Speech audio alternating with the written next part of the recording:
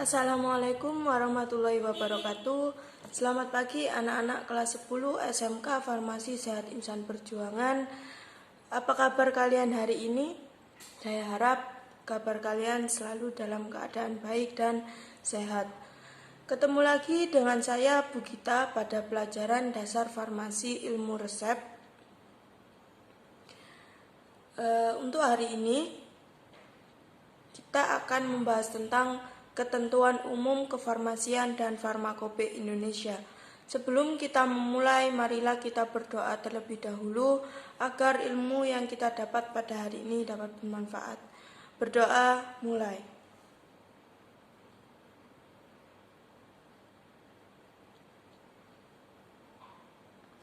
Berdoa selesai.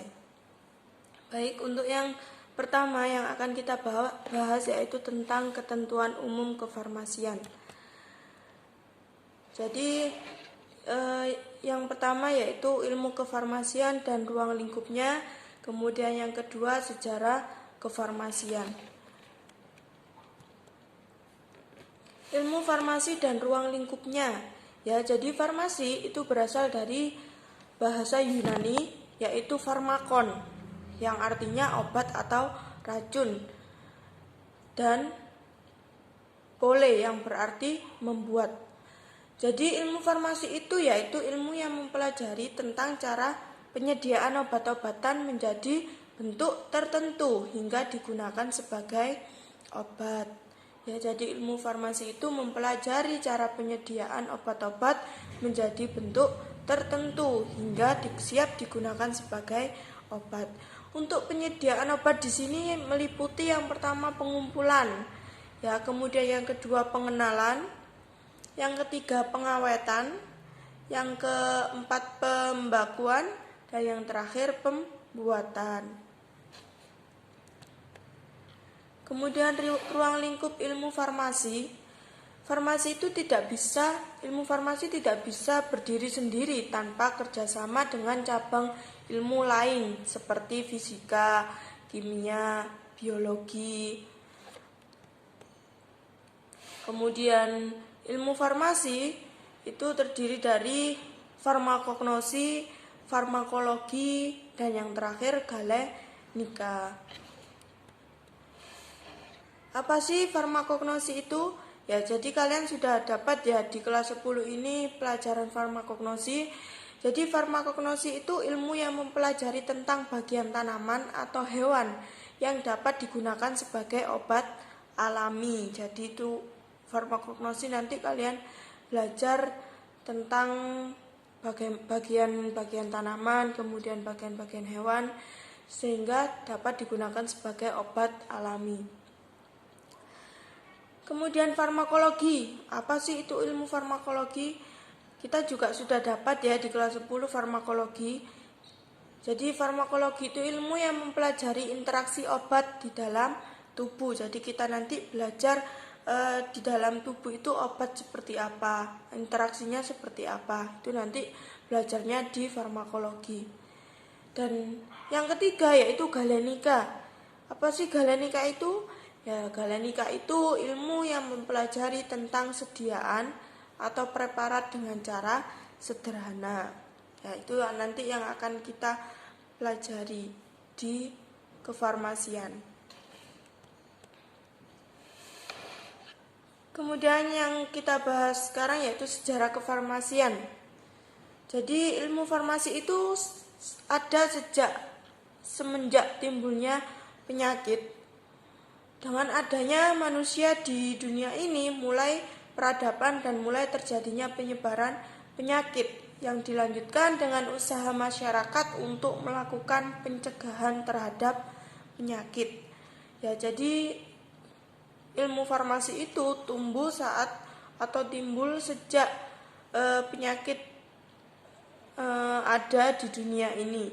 Jadi setelah penyakit ada di dunia ini, masyarakat berupaya untuk melakukan peradaban dan untuk melakukan pencegahan terhadap penyakit. Itu tadi sejarahnya ya. Kemudian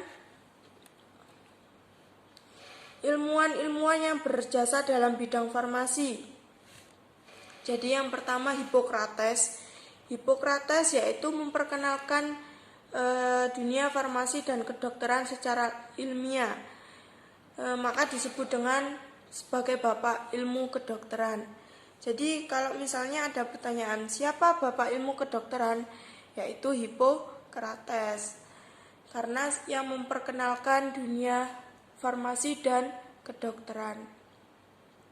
Kemudian yang kedua, setelah Hippocrates pada tahun 460 sampai 370, yang kedua yaitu Dioscorides, yaitu orang yang pertama yang menggunakan tumbuh-tumbuhan sebagai ilmu farmasi terapan dan memiliki karya yaitu De Materia Medica.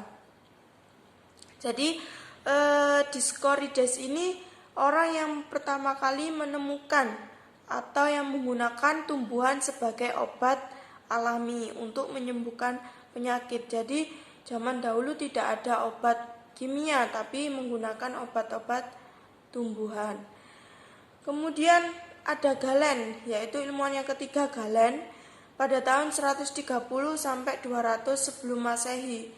Beliau memperkenalkan obat-obatan yang berasal dari alam, formula dan sediaan farmasi yang disebut dengan farmasi galenik. Dan yang terakhir ada Philippus Aurelius Theophratus Bombatus van Hohenheim pada tahun 1493 sampai 1541 sebelum Masehi. Disebut Paracelsus karena mempengaruhi sediaan farmasi, mempengaruhi perubahan farmasi, menyiapkan bahan obat spesifik, dan memperkenalkan zat kimia sebagai obat internal. Jadi setiap ilmuwan menemukan obat dari mulai alami sampai zat kimia. Jadi yang terakhir itu Philippus Aurelius Theophratus Bombatus van Hohenheim itu menemukan obat zat kimia yang sebagai obat internal. Jadi sampai sekarang itu ya yang digunakan obat-obat. Jadi kan jarang ya sekarang yang menggunakan obat dari bahan alam. Tapi ada sih yang mempercayai kalau saya bisa sembuh dengan minum ramuan ini. Jadi minum tumbuhan ini. Itu masih ada tapi jarang sekali. Kebanyakan menggunakan obat-obat kimia karena mungkin orang itu berpikirnya kalau menggunakan obat kimia jadi cepat sembuhnya gitu ya.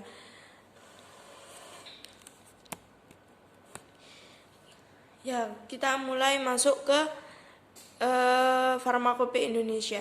Jadi sebagai buku panduan bagi farmasis, setiap negara itu memiliki buku farmakope yang memuat persyaratan seperti kemurnian, sifat kimia dan fisika, cara pemeriksaan, serta beberapa ketentuan lain yang berhubungan dengan obat-obatan. Untuk Farmakope Indonesia yaitu milik negara Indonesia. Jadi buku panduannya farmasis di Indonesia yaitu buku Farmakope Indonesia. Untuk Amerika yaitu United States Farmacope. Sedangkan miliknya Inggris yaitu British Farmacope atau disingkat sebagai BP ya. Kemudian untuk Belanda yaitu Netherlands Farmacope, itu milik Belanda. Kemudian untuk yang milik WHO yaitu Farmacope Internasional. Kemudian peranan farmasis dalam kefarmasian. Apa sih peranannya? Yaitu yang pertama memenuhi kebutuhan obat-obatan yang aman dan bermutu. Kemudian yang kedua, pengaturan dan pengawasan distribusi obat-obatan yang beredar di masyarakat. Yang ketiga, meningkatkan peranan dalam bidang penyelidikan dan pengembangan obat-obatan. Jadi seorang farmasis itu tugasnya sangat-sangat mulia sekali karena bisa membantu masyarakat dalam menggunakan obat-obatan yang digunakan. Jadi tugasnya itu sangat mulia sekali ya.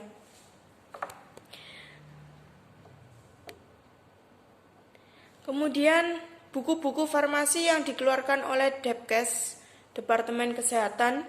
Yang pertama itu Farmakope Indonesia edisi 1 jilid 1, terbit pada tanggal 20 Mei 1962. Yang kedua yaitu Formularium Indonesia atau yang disingkat dengan FOI, terbit tanggal 20 Mei 1966. Kemudian Farmakope Indonesia edisi 2, terbit pada 1 April 1972. Kemudian Ekstra Farmakope Indonesia terbit 1 April 1974. Kemudian Formularium Nasional terbit 12 November 1978. Kemudian Farmakope Indonesia edisi 3 terbit 9 Oktober 1979. Dan yang terakhir Farmakope Indonesia edisi 4 terbit 5 Desember 1995. Jadi yang dipakai sampai sekarang yaitu Farmakope Indonesia edisi 3 dan Farmakope Indonesia edisi 4 yang dipakai sampai sekarang. Kemudian bahan dan proses. Bahan dan proses di dalam Farmakope itu ada ketentuan. Yang pertama itu bahan dan proses. Untuk sediaan resmi dibuat dari bahan-bahan untuk memenuhi persyaratan dalam monografi Farmakope untuk masing-masing bahan yang bersangkutan. Kemudian bahan resmi harus dibuat sesuai dengan prinsip-prinsip cara pembuatan yang baik dan dari bahan yang telah memenuhi persyaratan yang ditetapkan. Gunanya untuk apa? Untuk menjamin agar bahan yang dihasilkan memenuhi persyaratan yang tertera pada monografi Farmakope. Kemudian ada bahan tambahan. Jadi bahan resmi yang dibedakan dari sediaan resmi tidak boleh mengandung bahan yang ditambahkan kecuali secara khusus diperkenankan dalam monografi. Kecuali dinyatakan lain dalam monografi atau ketentuan umum, bahan-bahan yang diperlukan seperti bahan dasar, penyalut, pewarna, penyedap, pengawet, dan dapat ditambahkan ke dalam sediaan untuk meningkatkan stabilitas, kemudian manfaat, maupun untuk memudahkan pembuatan. Kemudian isi dari Farmakope itu ada yang pertama itu pemerian. Jadi misal obat paracetamol ya. Paracetamol dalam Farmakope itu dinamakan acetaminophenum. Kemudian pemerian, ada pemeriannya. Pemerian itu seperti kayak wujudnya seperti apa. Misal pemerian paracetamol itu wujudnya serbuk, kemudian warnanya putih, rasanya tidak berasa misal. Kemudian baunya bau khas. Itu yang dinamakan pemerian. Kemudian ada tangas uap. Jadi dimaksudkan untuk mendapatkan pemanasan lain yang dapat diatur hingga suhunya sama dengan uap panas mengalir. Jadi uap panas mengalir maksudnya seperti magic jar dan autoclave. Kemudian ada tangas air. Ya, jadi penggunaan tangas air tanpa menyebutkan suhu tertentu yang dimaksudkan tangas air yang mendidih kuat. Kemudian ada larutan ya.